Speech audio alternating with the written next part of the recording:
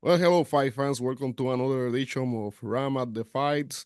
As you know, BKFC is on fire. Yes, it is. My guest tonight is also on fire. He just got a victory on Saturday, just 12 seconds. Yeah, he didn't even sweat. His name is Anthony Lionheart Garrett. Anthony, thanks and welcome. Yeah, thank you, man. I really appreciate it. Yeah. Thanks for having me Well, on.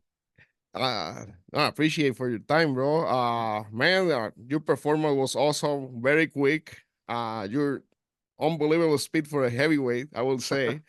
How you feel after that victory?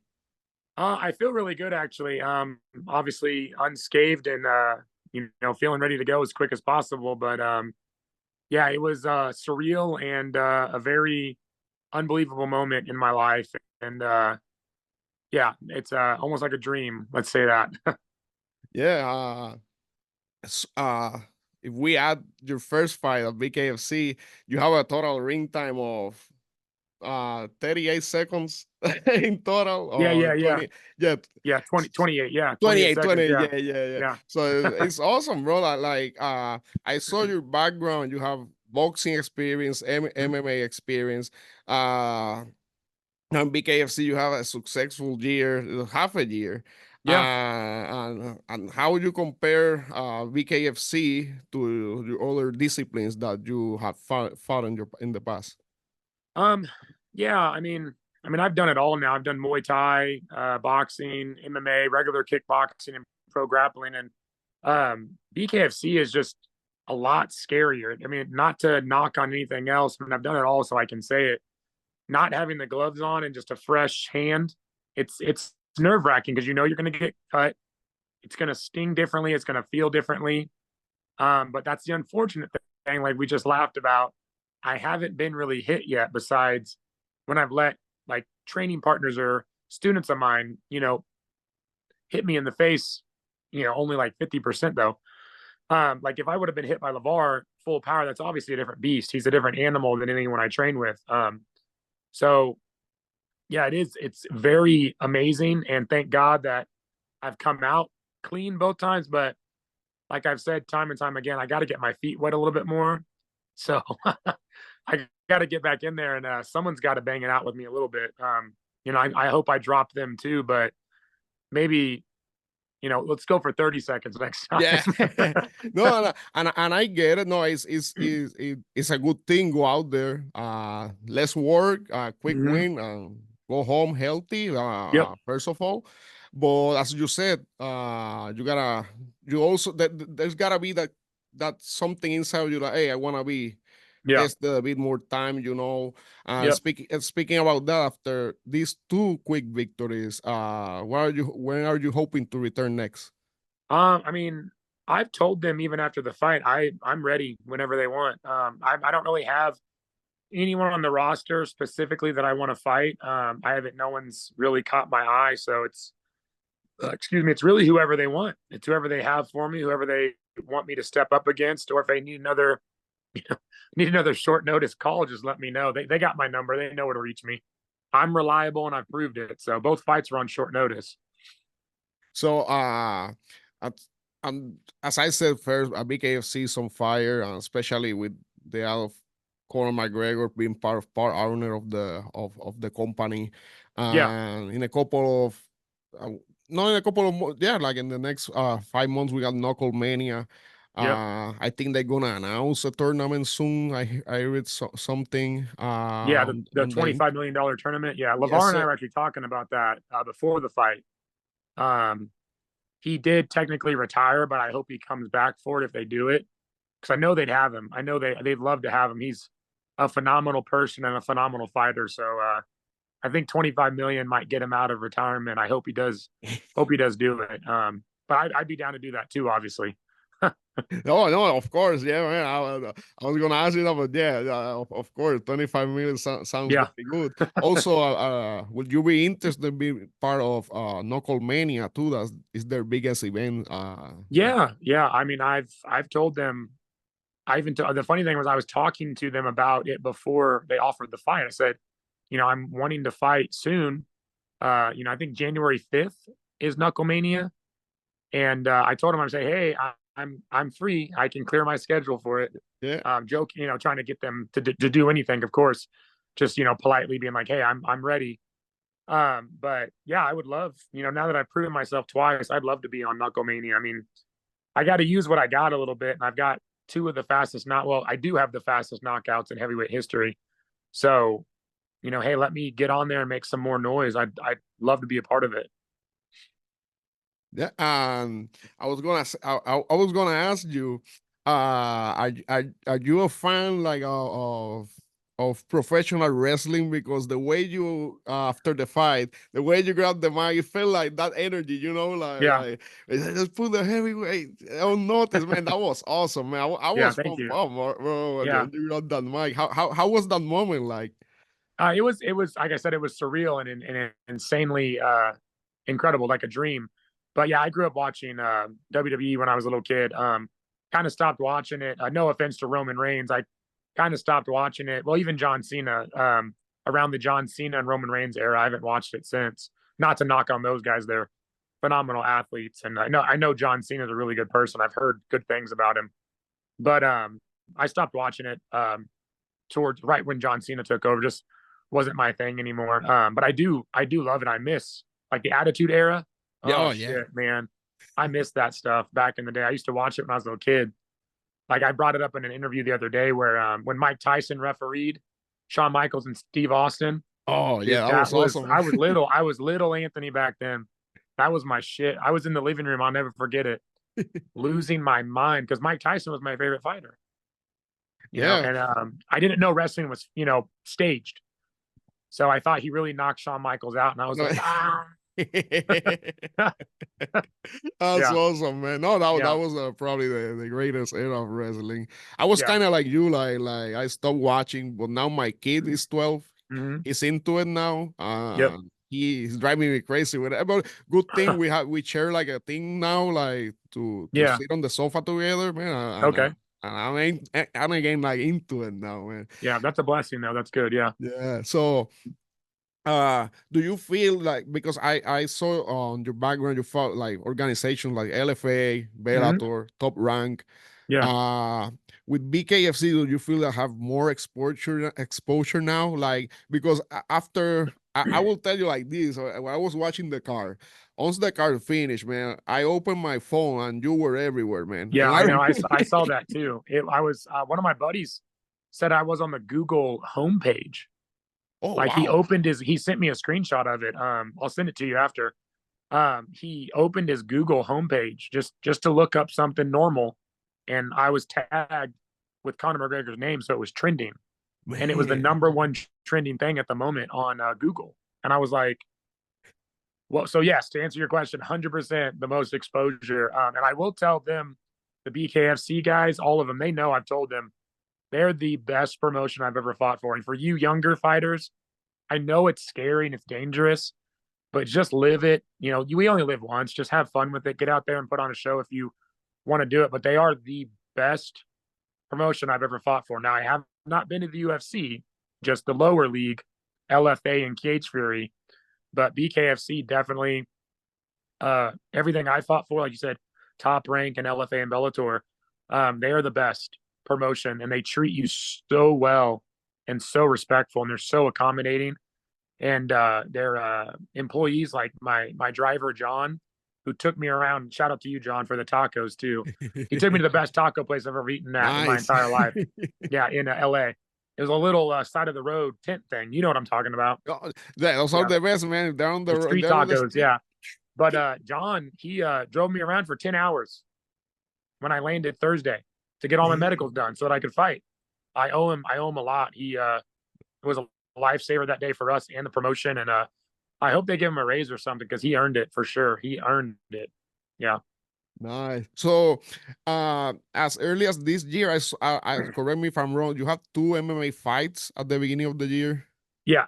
Like, what, who, or what made you drew to BKFC? Like, what made? Um, yeah, yeah. Now I understand what you're saying. Yeah, MMA just that was the beginning of the year was a really, really tough time for me. I talked about it a little bit in my an interview before about how I kind of went through some shit for a while, and I wasn't getting to see my daughter as much as I want. That's what I'm doing down here in Dallas, Texas. I moved from Kansas City 2 years ago, Oh, and uh, just wasn't feeling great in those two fights. And I got my mental health together completely, and some doctors will probably frown upon it, but I got my medication basically lowered, like tapered off to where I felt normal and not sluggish and weird and slow. And I can't legally get in trouble for it, but you're not supposed to have been. I wasn't supposed to be fighting. It wasn't like against the law, but it was recommended by physicians not to okay. engage in combat sports. But I was like, I'm gonna do what I want. I got to make money, and Yeah. yeah. So I would say completely head clear, and everything was working just right before I took the John Orr fight on short notice, and that's why I took it because I was like, I'm in a really good place in my life. I have an incredibly good girlfriend, and things were getting better, and I was seeing my kid more, and yeah, I felt normal again, if that makes sense, and I felt clear headed and all the way there, and I just took a chance at it, obviously, and they both paid off, and I still feel great. Like obviously, that's why I want to talk about it and open up about it now to, let men, especially men, women know this, kids know this, but men especially, to get help when you need it. I mean, Yeah. we're human. Like I said, it's very important to talk to people and get help. I mean, I got help. I'm a testimonial to it. Thank God, big time on that one. But yeah, get help when you need it, and you'd be surprised what you can do after you get the right aid. I'm obviously living testimony of doing two amazing fights back to back because I feel good. A lot of fans that don't fight or train don't know how mental you do. I guarantee you do how mental the sport is. And any fighter will tell you if you're not here good, like good, you're not going to perform well. And I'm living proof of that. So yeah, definitely I'm in a good place, better. And the beginning of the year sucked. The second half of the year, like we all have seen, is wonderful. And living my best life right now. Obviously, want to thank my Lord and Savior Jesus Christ, 100% on that one. He's my everything. Thus, the Yeah. Jesus Saves hoodie. I put it back on for this interview. Nice. Yeah, I wore it out to both fights against John Orr and Lavar Saturday night, and it means the world to me that I can try to use these platforms that you've given me to reach people and let them know to get help and put your hands in God's or put your faith in God's hands and get help and do better. Because it's crazy to turn around and do two incredible things like I have, and I just want other people to feel that same thing that I feel. You know what I mean? Yeah, yeah, no, that's important. I can see I start following you, and I saw your Instagram handle Yeah. and your what you shared on your stories, and I Mhm. can see how important has Yeah. been like having God in your life. Yeah. That's my new fight nickname. I changed it from Lionheart because Lionheart was given to me by one of my teammates back in Kansas City, and I talked about it in my last interview, and I can talk about it a little bit better without getting choked up. But like I said, I had a legitimate like dream that I saw Jesus, and it was really crazy. I'll tell you a little bit more about it because I didn't have enough time to tell the guy before. Um, I like in my dream I went down like a hallway and opened my bathroom door was opened of where I was living, and like the water was running. It was crazy, dude. And a lot of people in my close circle know the story. And I go in there because it's a coping mechanism for people with depression to splash cold water in your face, kind of wakes you back up and grounds you. And the water, though, in the dream was steaming hot. Like it looked like steam coming off. But yeah, in my dream, I touched it and it was cold. And I felt the shiver and cold of it. And I splashed water on my face like this. I'm getting the chills right now talking about it. But I look up and Jesus is over my right shoulder looking at me in the mirror. And he puts his left hand on me like this and told me everything was going to be okay. And that's my message to everyone is that he's really there. He's really with us. And no matter what you're going through, he's got your back and everything's going to be okay. You know, I just really want people to, know that and feel that if they can, or if they're questioning their faith and need a little guidance, open the Bible and read it, remember what he did for us. And yeah, I think people will feel a lot better for real and help spread love and peace throughout this country because I think we need it. We really do. Yeah, yes, sir. Yeah. That's true, man. And it's good to see fighters also taking that path, because a lot of Yeah. people have the stereotype, or stigma that fighters are violent. But no, I No. I train at an MMA gym, not at a pro level, but I Yeah. share the mat with a lot of fighters, and probably are the nicest people I had met. Yeah. Like, I mean, that's like, it's like my opponent, Lavar. He is incredibly good person, incredibly good person. And I wish him nothing but the best. And I've had other opponents that were incredibly good people. And I've had some seriously rude and jerkish opponents. That's, hey, sorry, guys. I guess someone hurt you back. Like, I feel bad for you guys. yeah, But no, there's yeah. always right. Mhm. Yeah. There's Yeah. always one.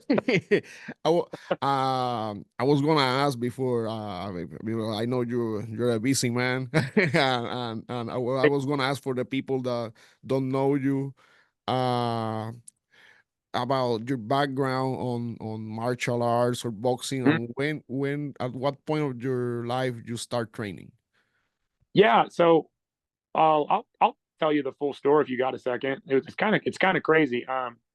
So for my Kansas City natives, you guys, they know where Turner is, and it's a part of Wyandotte County in Kansas City, the wealthiest place in the world. But and my dad and my mom know the story. Very interesting thing. I was outside playing by myself at the time, and I don't know, like a crackhead maybe came up to me, or I might have been walking home from school because he tried to take my backpack, Oh wow! and I kind of pushed him and ran. And I called the police obviously when I got home, and I called my father, and he was a security guard at the Weston Crown Center. And he came home. I remember talking to the police. I gave them the description. It was very accurate description, is what they told me. And they I don't know if they ever found him. I didn't pay attention to it because I was very young. I was like 6 or 7, but I was a big kid. Obviously, I'm 6'5" now. And immediately that week, my dad took me to a local karate gym, and I started right then and there. And he and I both fell in love with it. He's got multiple black belts and stuff, and he doesn't obviously train or compete or anything like that. He just did like the Karate Kid tournaments, the point system stuff, and I did them too when I was a kid. And then obviously I played football, did a little boxing, wrestling in high school, played Division I football, and then got home and started doing boxing workouts to lose weight because I was like 335 in college. Man, I was huge. Oh Played O wow! line, yeah, big lineman, and excuse me, in high school too, O line, D line, and big guy. And I got down to like I think 280, and I took my first MMA fight almost as quick as this one on like 6 days notice, and it was an amateur MMA fight against a guy that was 3-1. Justin Ridings, I think was his name, and I knocked him out in 40 seconds. Wow, nice. Respect him though. He took it like a champ. He was really humble and funny after the fight. He was like, "My wife wants to kill you," and I'm like, "It's good." And I was just a young kid. He was probably early 30s, younger than I am now. But yeah, I flatlined him, and I won a bunch in a row. And then I lost my first fight because of my car. I gassed out. I wasn't training hard enough. Oh, okay. I had a pretty good amateur career. I think I only lost like 4 total, and I did MMA, kickboxing, and boxing, and tons of jiu-jitsu tournaments, like gold medals all over the place, and white belt and blue belt. And then went pro for Shamrock FC, and that the Tapology kind of tells the rest on that. But yeah, Nice. yeah, Anthony, I appreciate you for your time. yeah, Really, what a guy, man. What a story. Yeah, I really probably, I'm not saying this because how but probably this is if not the best, it's one of the best interviews of my short career doing this, man. Well, I really, yeah, really yeah. enjoyed this, bro. Do following your passion and your dream. It's very important that we all do that for sure. Yeah. So thank you. Yeah. Any like you wanna shout out any sponsors, anybody? Go Uh, ahead, feel free to do it. yeah. Since you're being so cool, man, I want to obviously talk as much as I can to help you out. No one knows this but you now, and I guess whoever watches this, the rest of the world. I don't have sponsors. I don't have Oh strike. wow. I don't have. Yeah, I haven't said that to anyone. I don't. Not trying to throw anybody in the bus or anything like that, but I don't have striking coaches. Like my cornerman, Deshaun Hammonds, he's my best friend. He's a title head trainer and GM in Kansas City. I'm a title, head trainer here in Uptown in Dallas, and I work at Ding Ding Boxing right now. I was the head Muay Thai coach at an MMA gym called Moeller's MMA, but I was coaching. I didn't have a striking coach. Now, Professor Moeller is a wonderful jiu-jitsu instructor, but he's not a striking coach. And obviously, I've only been doing bare knuckle the past two fights, so been on my own. And like I said, I just want to thank God for sure. He's definitely given me the tools and the abilities I need to do it on my own and wing it. And obviously, want to thank Him and Jesus Christ and my parents for always getting my back, my closest friends, and then you're gonna laugh your butt off on this one, but my girlfriend Anna, I've talked about her multiple times. She's the one I was hollering to. I was like, I love you, I miss you. She's on a cruise right now with her family. Um, Not many people know this, but she holds mitts for me. Like Oh on word to God, she holds mitts for me, and it hurts her wrist sometimes, but she loves me, and I love her back so so so. I'm like getting emotional. Like yeah, yeah. she's incredible, dude. Like I'm 265 pounds. She weighs like 127, maybe Oh less. wow. Don't tell me if I got that wrong, babe. I'm sorry. But she weighs like 120 around there, and she holds mitts for me, and she lets me punch full power. And she's Albanian, fucking strong. Some of the strongest people I know. Like Yeah. they're just like Hispanics, dude. I swear to God, they're I so train with I train with some Albanians too, and yeah, they're tough. they're they're bad people. And dude, she would fuck someone up if she wanted to. She's a little animal. Works out with me almost every day, and just I owe her. Besides God, I owe her the biggest shout out possible because she holds the noodles for me, tries to hit me with them. She punches me in the face, punches me in the stomach. She pushes me. She makes me lift, makes me run, holds mitts for me, and I'm 3 times her size, dude. Like I'm gonna tell you guys right now. You guys want to be somebody one day as a man. You get a strong woman in your corner. You'll knock someone out in 12 seconds and make world history. I promise. Like I owe her a lot. And then obviously my daughter, Lucy Joe. That's why I'm still here. She's she's my world, man. I got pictures of her right there on my shelf. Like Oh she's nice. yeah, she's my God everything, man. bless her. Yeah, she's incredible. That tattoo's tattooed on my chest. Yeah, she's my everything. So yeah, she's my sponsor. She's my coach. Anna is. Nice. Lucy is my everything, and yeah, yeah, that's about it, man. Well, man, no, well, hopefully I mean, with your two performance, Hmm. getting interviews, Yeah, hopefully now you get some sponsorships yeah, and more yeah. I mean, people see you. yeah. And I'm gonna make sure to share this interview with Yeah, everyone I know. I'll definitely share it too, of course. Yeah, I'm not reach out to. I'm not a big outlet, but that's Yeah, at some point that's what I'm shooting for. yeah, But yeah, man, yeah, yeah, I will make sure to share and some other people can hear your story. And if yeah. Thank you. sponsor come up, yeah, man, Yeah, good. yeah. Yeah, Thank you well, very Anthony, I really appreciate your time, brother.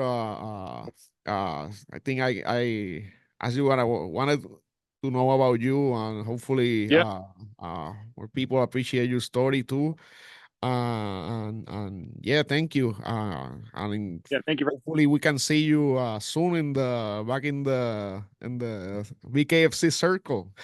Oh, you know you will, man. You know you will. I appreciate it. All right, there you have it, guys. Anthony Lionheart Garrett. Thanks, man. Yep. Have a good holiday. All right, man. Ah, you too. Yeah, happy Thanksgiving, bro. God bless, man. Thank you. Thank you.